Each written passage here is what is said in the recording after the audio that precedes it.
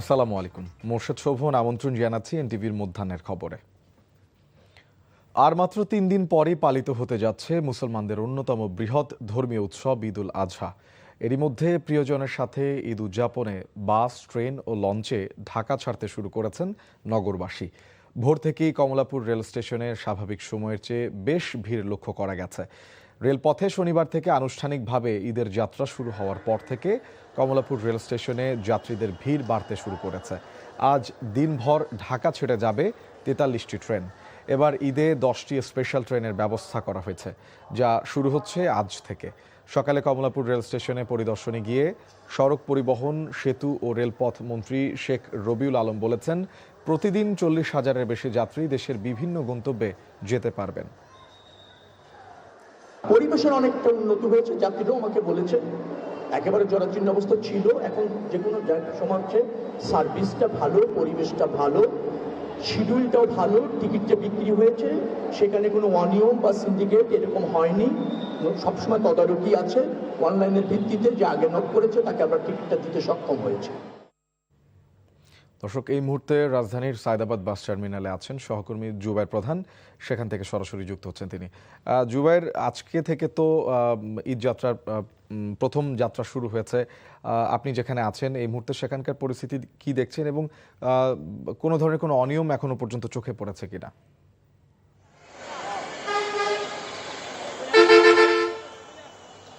শুভন, অনিয়মের যে চিত্রটা এখান থেকে যে তিশা ট্রান্সপোর্ট যে বাসটি রয়েছে, যাত্রী সাধারণ যারা রয়েছেন তারা বলছেন যে বাড়তি ভাড়া আদায়ের একটি অভিযোগ কিন্তু তারা করছেন। তারা বলছেন যে 230 টাকা করে ভাড়া ছিল এবং সেটি জ্বালানি তেলের দাম বাড়ার পরে 250 টাকায় গিয়ে দাঁড়িয়েছিল এবং এই ঈদ মৌসুমকে কেন্দ্র করে সেটি 300 টাকায় কিন্তু 300 টাকা করে ভাড়া নেওয়া হচ্ছে, এরকম অভিযোগ কিন্তু এখানে যারা যাত্রী সাধারণ রয়েছেন তাদের পক্ষ থেকে জানানো হচ্ছে। এছাড়া আমরা দেখছি যে সকাল থেকে যাত্রী যারা রয়েছেন দেশের বিভিন্ন জায়গায় যারা যাবেন তারা এখানে এসে ভিড় করছেন। যেহেতু এখনও সরকারি ছুটি হয়নি, আজকে হওয়ার কথা রয়েছে, বিকেল বা সন্ধ্যা নাগাদ আরও চাপ বাড়তে পারে। তবে এখন আমরা দেখছি যে নারী এবং শিশু যারা রয়েছেন তাদের উপস্থিতি, তাদের যে বাড়ি ফেরার যে বিষয়টি সেটি কিন্তু এখানে বেশি পরিমাণে লক্ষ্য করা যাচ্ছে এবং যাত্রী সাধারণের বাড়তি ভাড়া আদায়ের যে অভিযোগ সেটি যেমন রয়েছে, একই সাথে তারা বলছেন যে এর ছাড়াও তাদের আর কোনো অভিযোগ নেই। তারা স্বস্তিতে কোনো প্রকার গেদাগেদি কিংবা অর্থাৎ যেই একটা চাপ থাকার কথা সেই চাপ ছাড়াই কিন্তু তারা ভালোভাবে বাড়ি ফেরার যে বিষয়টি সেটি তারা করতে পারছেন। এছাড়া আমরা সকালে কমলাপুর রেল স্টেশনে সেখানে ছিলাম, রেল মন্ত্রী এবং সড়ক পরিবহন ও সেতু মন্ত্রণালয়ের মন্ত্রী যিনি রয়েছেন শেখ রবিউল আলম, তিনি আসলে রেল এবং সড়ক পরিবহনে কোনো ধরনের অনিয়ম এবং অনাকাঙ্ক্ষিত ঘটনা যেন না ঘটে সেই লক্ষ্যে তিনি বলছেন যে আইনশৃঙ্খলা রক্ষাকারী বাহিনী তারা যেমন সজাগ রয়েছেন, একই সাথে তিনি বলছেন যে এই যাত্রা নির্বিঘ্ন করতে তারা বিভিন্ন স্তরের নিরাপত্তা বাহিনী সহ সেগুলো কিন্তু মোতায়েন করা হয়েছে। তো শুভন, সায়দাবাদ বাস টার্মিনালে এখানে বাড়তি ভাড়া আদায়ের অভিযোগ যেমন রয়েছে, একই সাথে নারীর টানে বাড়ি ফেরার যে বিষয়টি তারা স্বস্তিতে বাড়ি ফিরতে পারছেন। তো এই ছিল আমার কাছে। দর্শক, রাজধানীর সায়দাবাদ বাস টার্মিনাল থেকে জানছিলাম ঈদ যাত্রার খবর। এদিকে কাল থেকে শুরু হচ্ছে ঈদ উল আজহার 7 দিনের সরকারি ছুটি। তাই ঘরমুখো মানুষের ভিড়ে যানবাহনের চাপ বাড়তে শুরু করেছে সড়ক, মহাসড়কে। সকালে ঢাকা টাঙ্গাইল যমুনা সেতু মহাসড়কের বেশ কয়েকটি স্থানে যানবাহনের চাপ লক্ষ্য করা গেলেও স্বাভাবিক রয়েছে যান চলাচল। কোথাও যানজটের দেখা মেলেনি, অনেকটাই স্বাভাবিক রয়েছে ঢাকা ময়মনসিংহ মহাসড়কও। সাভার, বাইপাইল, চন্দ্রা, চান্দিনা কিংবা কালিয়াকৈরের মতো ব্যস্ততম মোড়গুলোতেও যাত্রীচাপ স্বাভাবিক রয়েছে। স্বাভাবিক রয়েছে ঢাকা বরিশাল মহাসড়কও। ঢাকা চট্টগ্রাম মহাসড়কের কুমিল্লা অংশে যানবাহনের দীর্ঘ সারি লক্ষ্য করা গেছে। ধীর গতিতে চলছে বাস, মিনিবাস, ট্রাক সহ বিভিন্ন যানবাহন। চাপ নেই ঢাকা সিলেট মহাসড়কে। এদিকে সড়কে যান চলাচল স্বাভাবিক রাখতে সচেষ্ট রয়েছেন পুলিশ সহ বিভিন্ন আইনশৃঙ্খলা বাহিনীর সদস্যরা।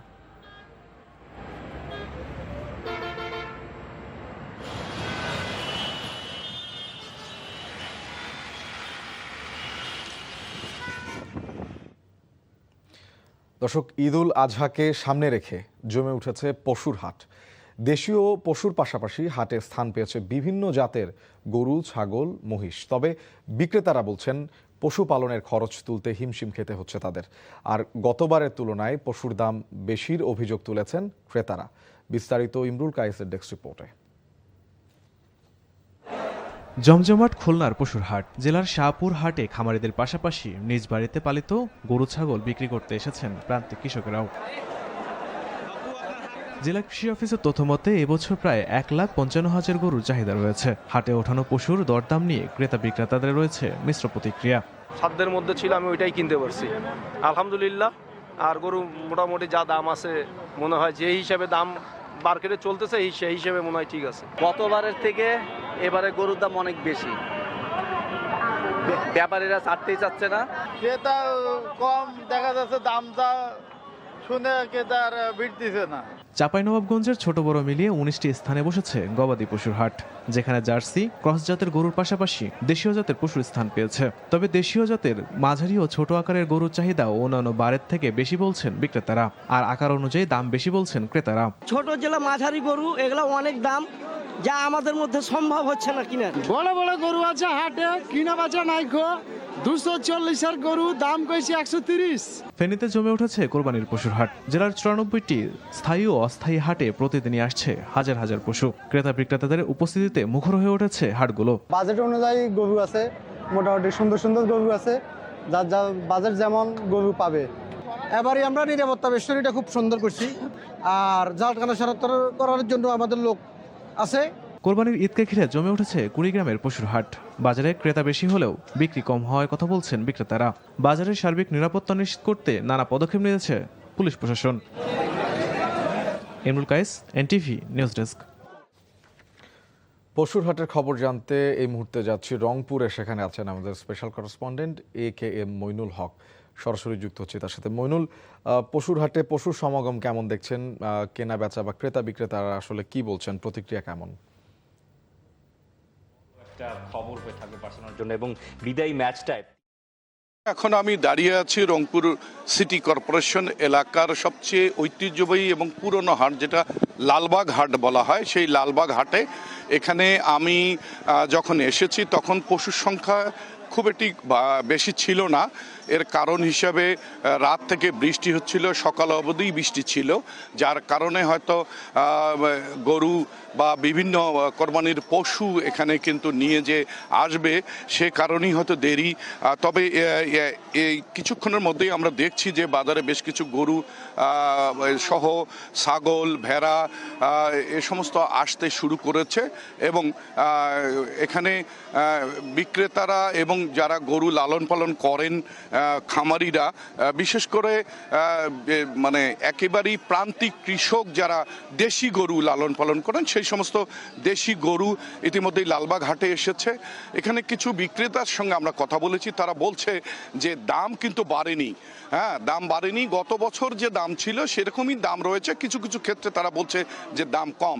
তবে কয়েকজন ক্রেতার সঙ্গে কথা বলেছি, তারা কিন্তু বলছে যে গরুর দাম অন্যান্য বছরের চেয়ে এবার বেশি। আর বিক্রেতারা অনেকে বলছেন, গরু ব্যবসায়ীরা বলছেন যে এবারে কিন্তু ক্রেতার সংখ্যা একেবারেই কম।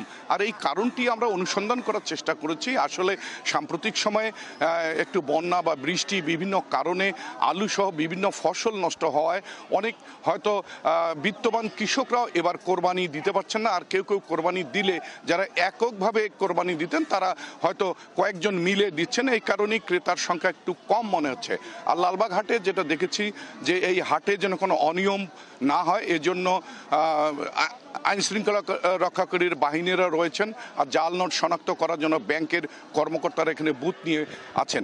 তবে ক্রেতা বিক্রেতা এবং স্থানীয়রা বলছেন যে বেলা বাড়ার সঙ্গে সঙ্গে এখানে আরও কোরবানির পশু আসবে এবং শুধু এই হাট এলাকা না, আশেপাশের রাস্তাগুলোতে সেই কোরবানির পশু নিয়ে দাঁড়িয়ে পড়বেন এবং ক্রেতারাও হয়তো এখানে আরও বেশি করে আসবেন। শোভন, এখন পর্যন্ত এই ছিল রংপুর থেকে। দর্শক, আমরা রংপুর থেকে জানছিলাম পশুর হাটের খবরাখবর। এ ছিল মধ্যাহ্নের খবর, 2টায় দুপুরের খবর দেখার আমন্ত্রণ রইল। ধন্যবাদ সবাইকে।